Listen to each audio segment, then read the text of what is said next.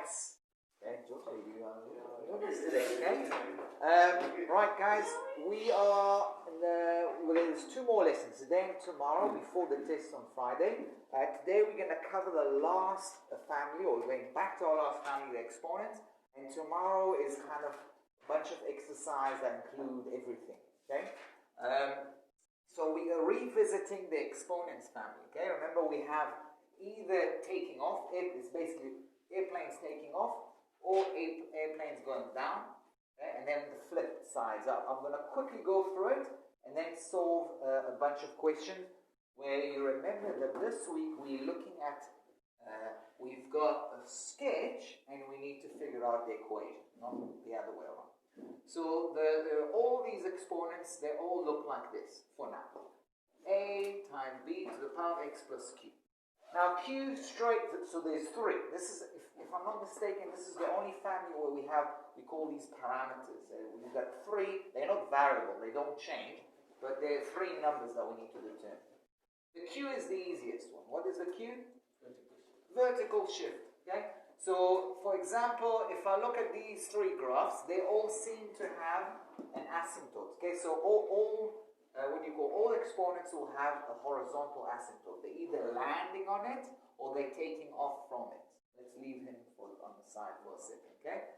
So in this case, the asymptote is y equals 0, right? If I have a q, okay, then that y asymptote will be shifted up or down. Depends what q is. Okay, so q is the easiest one, right? Now b is this thing you're doing power of. And notice the x is the exponent. So if I have b, let's say 3 to the power of x, okay, is that going to be taking off or landing down? So you need to think, all right, let's say I put x equal 1, x equal 2, x equal 3, it's going to be taking off. Okay, all he's showing, it's going to 3 to the power 1, 3 power 2, 3 power 3, it's obviously getting big and big, exponential, okay? Coronavirus, okay? So this is taking off. If on the other hand I have b, which is a fraction between 0, this is for b larger than 1. If it's b between 0 and 1, okay, a quarter power x, what will that be?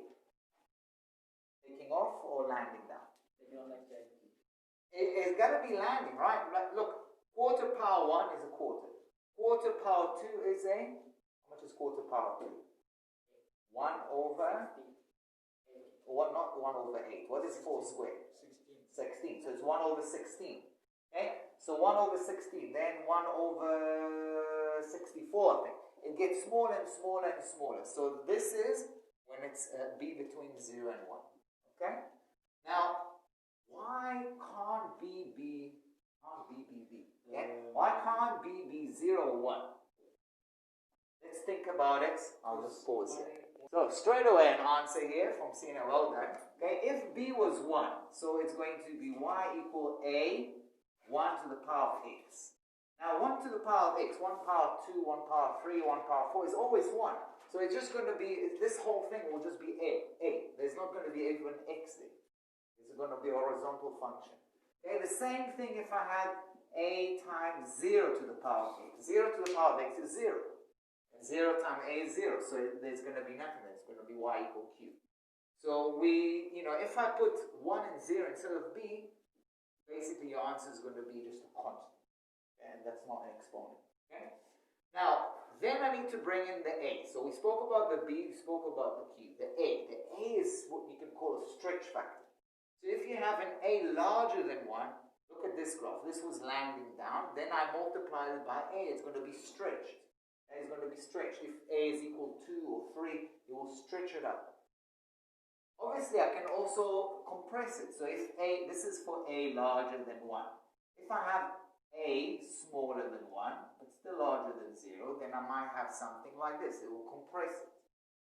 But if I have a negative number, then it's going to flip it. Remember, if I put a negative in front of that function, it's going to flip it around. You're going to reflect it over the x-axis. Okay, so that was like just to remind you what exponents are about. Now we're going to actually solve some examples. Okay, so as you can see, as I said before, in an exponent graph or function, there's 3 things to determine. So really I need to give you 3 bits of information. bits of information. Now, in this specific example, I'm already giving you one. So I tell you f of x is equal to a times 2 to the power of x plus q. So I gave you one bit of, I already gave you one answer. What did I tell you already? Which letter did I give you? B. I know B. Okay? So already I'm only missing 2 bits of information. So I must have 2 bits of information in the graph. 2 clues. Let's call them 2 clues. What is Q? Straight away, start with the Q. It's minus 8 because we see that the horizontal asymptote is minus 8. So straight away, let's just, instead of Q, write minus 8. Okay? I'm still missing 8. How am I going to do it? I need to substitute. What point do I have to substitute? What do I have? Okay, so we need to be careful. Whenever I tell you, you need to write what is the x and what is the y. What was the x? 0. The x here is 0 and the y is minus 4. So now we just put that, okay? So a times 2 power 0 minus 8 will be equal to, what's the y? We substitute 0 and minus 4. So if I substitute 0 instead of x, what will be the y? Minus 4. Okay? We are right with this? I'm just going to pause here because there's... Okay, back in business. Alright. So we're moving the a to the other side. Also 2 to the power 0 is 1. So it's a equal 4. That's the answer. Okay? So don't forget, when you write that, you have to give me the equation eventually. So it's 4 times 2 to the power of x. Now, this is something. Okay. Can I say, 4 times 2 to the power of x, isn't that a to the power of x? Definitely not. I kill you, you can't do that, okay? Right? 4 times 2 to the power of x, okay? Bod maths. What do you do first? Do you do power or you multiply? Power. You have to do the power first. So I can't do 4 times 2. Don't get tempted. Don't get tempted. It's not a to the power of x, it's 4 times 2 to the power of x. Very important. Are we alright with this? Okay, cool. Let's just pause. Alright. Okay, Chuck's next example, okay, I know this is minus 3, there's a line here that says 3, and I've given the formula as minus b power x plus q. Which letter did I already give you the value of? A. And what is the value of A? Minus 1. Can you see that, right? That minus in front of b means that A is equal minus 1. Well done, okay? So I got already one answer. So there's just 2 things I need to determine. Therefore, there must be 2 clues. First clue, already you know. What is Q? 3. Okay, you can see that the horizontal asymptote went up 3. So Q is 3.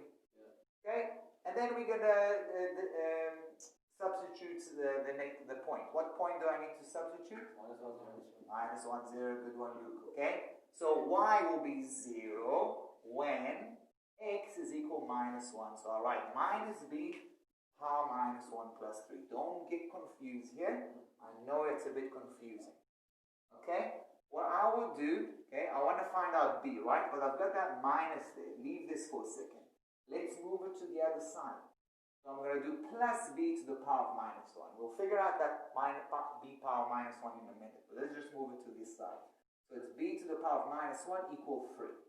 Okay, what is b to the power of minus 1? We need to remind ourselves from last year. 1 over b. Okay? Whenever I have a negative exponent, it's basically 1 over b to the whatever power it was.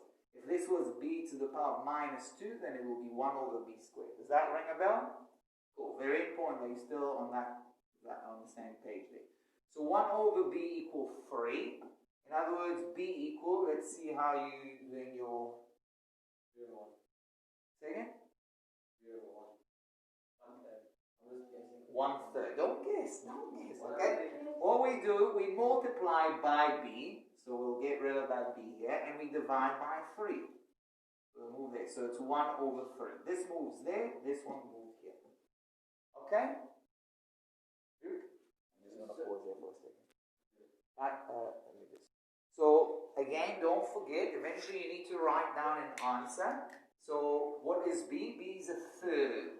So, we're going to write 1/3 power of x.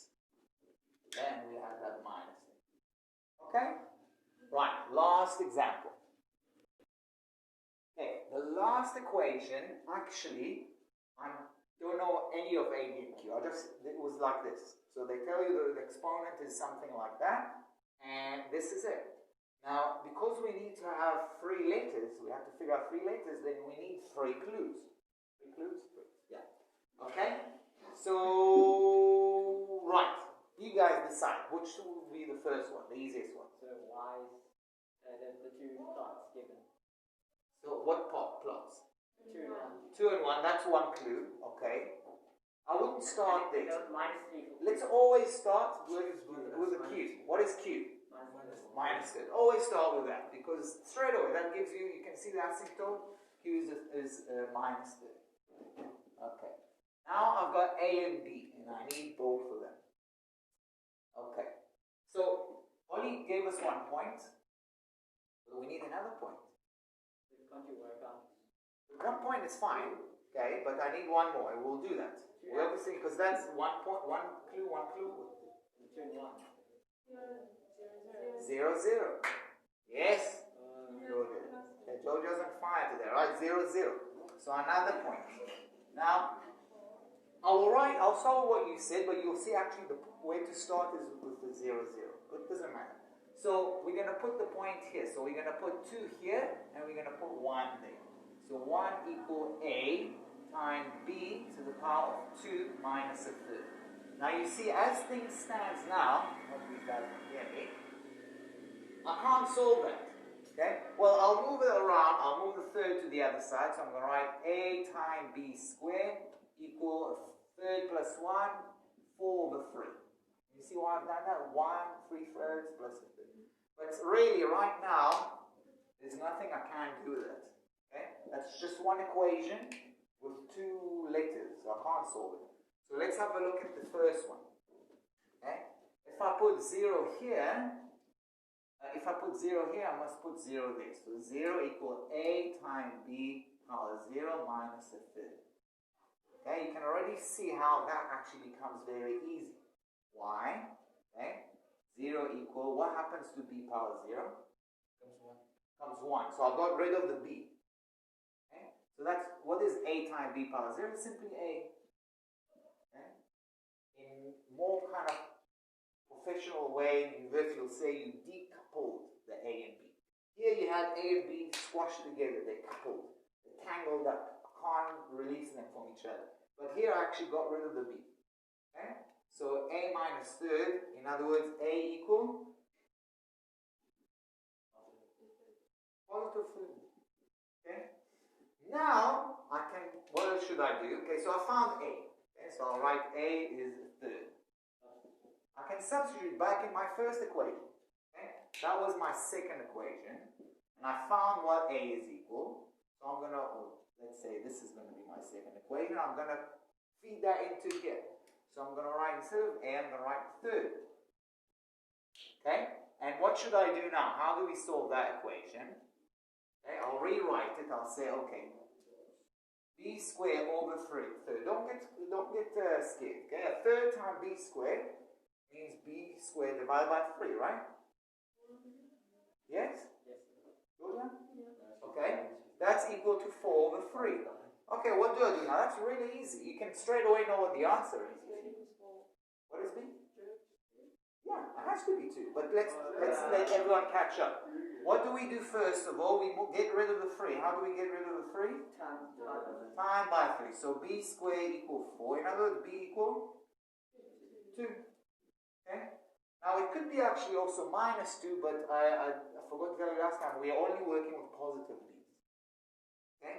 So B is 2, A is third, and then we can write down the answer. It's a third times 2 squared minus third.